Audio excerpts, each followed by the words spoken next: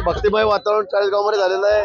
जवळपास 3,500 भक्त, 3200-3300 वारकरी, त्यात विशेष करून आमच्या सगळे ज्येष्ठ नागरिक आहेत, सगळे आमच्या आजा आहेत, मावश्या आहेत, काकू आहेत, 50-60 वर्षाच्या वरचे सर्वांना वारी आणि विशेष करून पांडुरंग दर्शन घडवण्याचं काम मंगेशदादा वर्षानुवर्षे या ठिकाणी करतायत। आणि आज मी मुद्दामून हा कार्यक्रम बघायला या ठिकाणी आलो, पण खरोखर मी बघून मला आनंद झाला, अतिशय अभिमानही वाटला की इतका सुंदर असा कार्यक्रम, जे लोक त्या ठिकाणी पंढरीला जाऊ शकत नाही, पोहोचू शकत नाही, अशा सर्व विशेष करून मध्यमवर्गीय गरीब लोकांसाठी ही यात्रा म्हणजे एक पर्वणी आहे।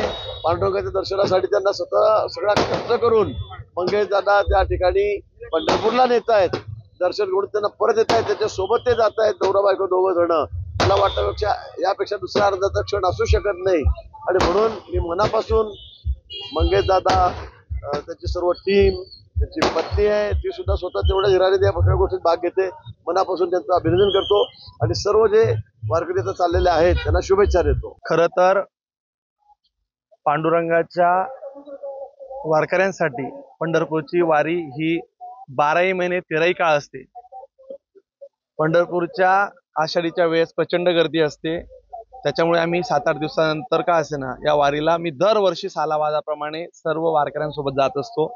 ही परंपरा गेल्या 5 वर्षापासून अविरत अखंडपणे चालू ठेवली, याचा मनापासून आनंद आहे। ही वारी चाळीसगाव तालुक्यातल्या जनसामान्यांची, जनमानसांची, वारकऱ्यांची वारी झाली आहे, याचा मला मनापासून आनंद आहे। या वारीमध्ये अगदी सर्व जात गट धर्म पक्ष या पलीकडे एकत्र येऊन विठ्ठलाच्या नामात नामस्मरण करत तल्लीन होऊन मग्न होऊन या वारीला चाललेत।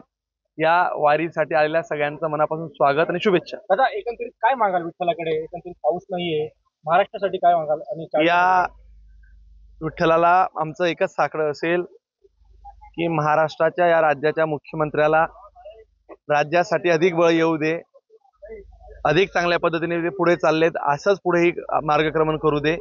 माझ्या महाराष्ट्रातल्या 12,80,000 जनतेला सुख समृद्ध ऐश्वर्य लाभू दे, एवढंच मी ईश्वरचरणी प्रार्थना करणार आहे।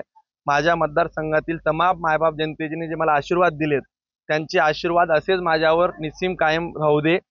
त्यांची माझ्यावरची आशीर्वादाचं छत्र, एक वारकरी परिवारातला मुलगा म्हणून मीही त्यांचा सेवेकरी म्हणून कायम सेवा करण्याचं बळ मला येऊ दे, एवढी विठ्ठल मागणार आहे।